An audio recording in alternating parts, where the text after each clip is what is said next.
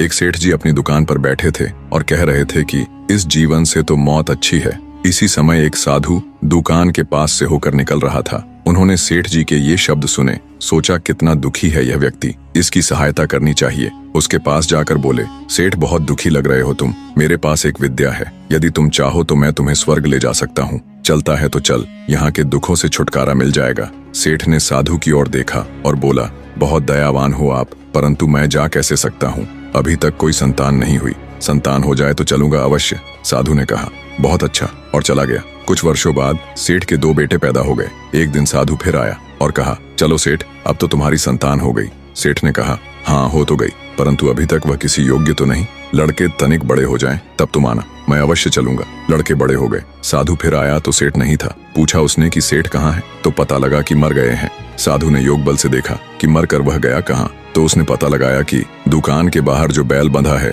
वही पिछले जन्म का सेठ है। उसके पास जाकर साधु ने कहा, अब चलेगा स्वर्ग को? बैल जो सेठ था उसने सर हिलाकर कहा, कैसे जाऊं, बच्चे अभी ना समझ हैं, मैं चला गया तो कोई दूसरा बैल ले आएंगे। जितनी अच्छी प्रकार से मैं बोझ उठाता हूँ उतनी अच्छी प्रकार से दूसरा बैल बोझ नहीं उठाएगा तो मेरे बच्चों को हानि हो जाएगी। ना भाई, अभी तो मैं नहीं जा सकता, कुछ देर और ठहर जाओ। 5 वर्ष व्यतीत हो गए। साधु फिर वापस आया, देखा तो दुकान के सामने अब बैल नहीं है। दुकान के मालिकों ने एक ट्रैक्टर खरीद लिया है। उसने इधर उधर से पूछा कि बैल कहाँ गया। ज्ञात हुआ बोझ ढोते ढोते मर गया। साधु ने फिर अपने योग बल का प्रयोग करके पता लगाया तो पता लगा कि वह सेठ अपने ही घर के द्वार पर कुत्ता बनकर बैठा है। साधु ने उसके पास जाकर कहा, अब तो बोझ ढोने की बात भी नहीं रही, अब चल, तुझे स्वर्ग ले चलूं। कुत्ते के शरीर में बैठे सेठ ने कहा, अरे कैसे ले चलेगा? देखता नहीं कि मेरी बहू ने कितने आभूषण पहन रखे हैं? मेरे लड़के घर में नहीं हैं। यदि कोई चोर आ गया तो बहू को बचाएगा कौन? नहीं बाबा, तुम जाओ, अभी मैं नहीं जा सकता। साधु चला गया।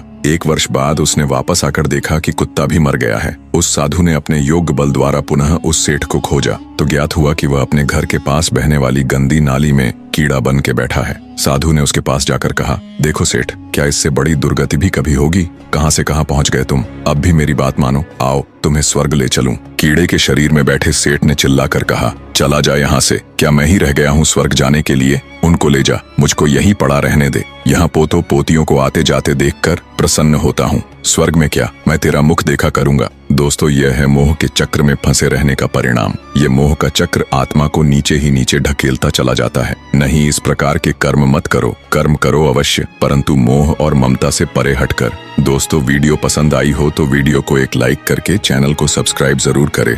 धन्यवाद।